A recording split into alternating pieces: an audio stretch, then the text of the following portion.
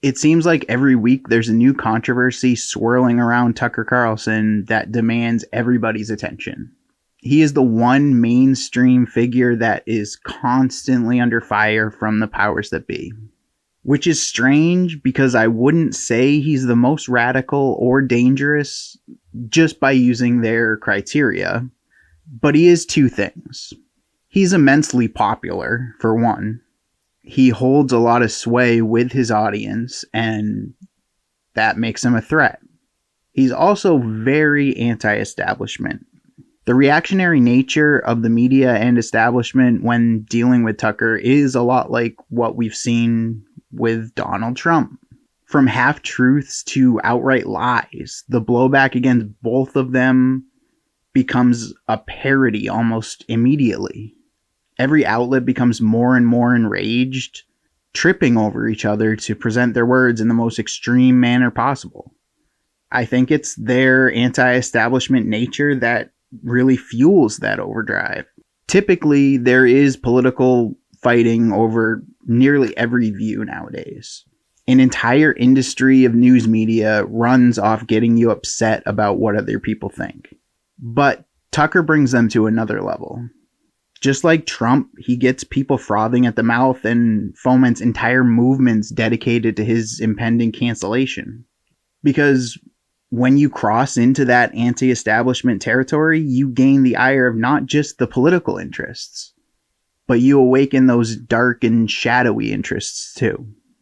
These are the special interests that really don't give a damn about small political fights, but you cause a disturbance in their power potential or their money, they're waking up at that point. When those guys come at you, it's coordinated, it's targeted, and it's an onslaught.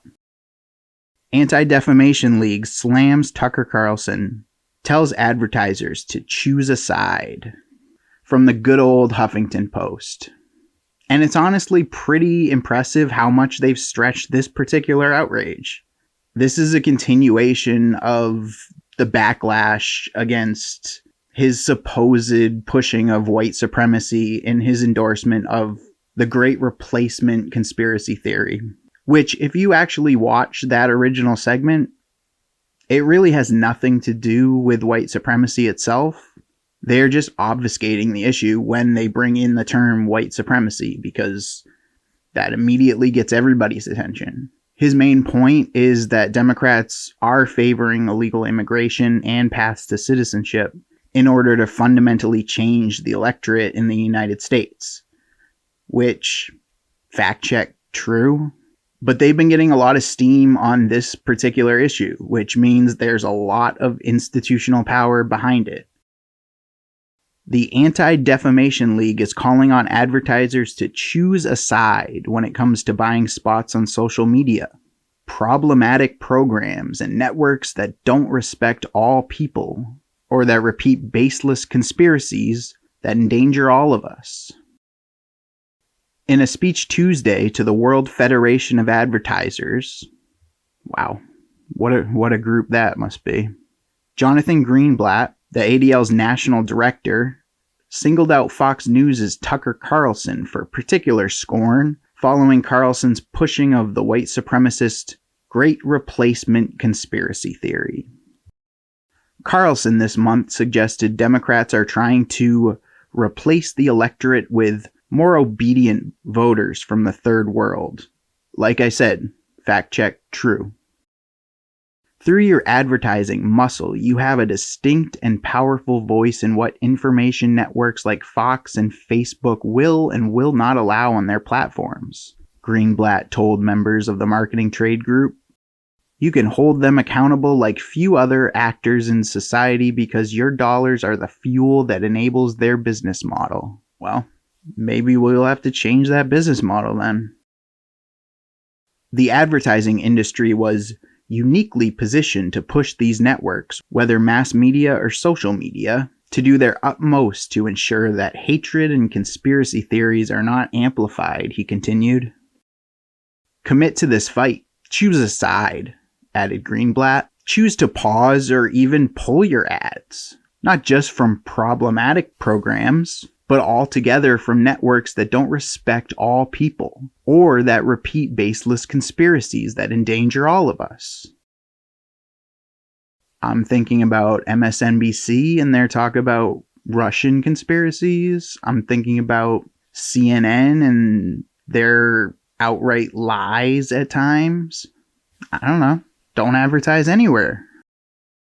Jonathan Greenblatt, now ADL's national director, and best known for serving as special assistant to one President Obama. He also started Ethos Water, which he dubbed as a social mission for helping children get clean water. But he just sold that out to Starbucks. According to a Business Insider article, the company donates 5 cents from every $1.95 bottle of Ethos to help children get clean drinking water in countries including Tanzania, Indonesia, and Colombia. Celebrities such as Matt Damon have endorsed the brand for Starbucks. So it's still a commercial company, but they get to boast about all the good they do for people while upcharging their shitty bottled water. It's like having your cake and eating it in the nonprofit world. And this is the guy now telling corporations that they need to hold people accountable for their views. Sounds swampy to me. And this is just more of what we've seen from companies following the Georgia voting law. And unfortunately, it seems like this is going to be a trend and we're going to continue to see stuff like this. To be very clear, this is not about benefiting the people. This is not about pushing for legislation that people want. This is just cancel culture extending into policy. They've outgrown their small cultural targets, and now they're moving on to real stuff that actually affects people. And they're doing it for their own interests. This isn't because they care. It's because by colluding together, corporations can be the darlings of the woke mob and also keep themselves on top and control the levers of government. It's having your cake and eating it as a corporation. This is the Great Reset in action. Tucker Carlson will live to fight another day, but these companies are going to continue to do this. And while one side is okay with it as long as they're doing the right things, we need to not accept corporations that choose to be politically motivated. Contributing to a campaign is one thing, but boycotting states because they don't pass legislation that you agree with is ridiculous, and it needs to end. Thank you for watching the video. Links to the materials will be found in the video description. Comment on your thoughts below. Follow Exhibit Media on your platform of choice and come join the conversation and follow us on Minds. This has been Exhibit Media, signing out.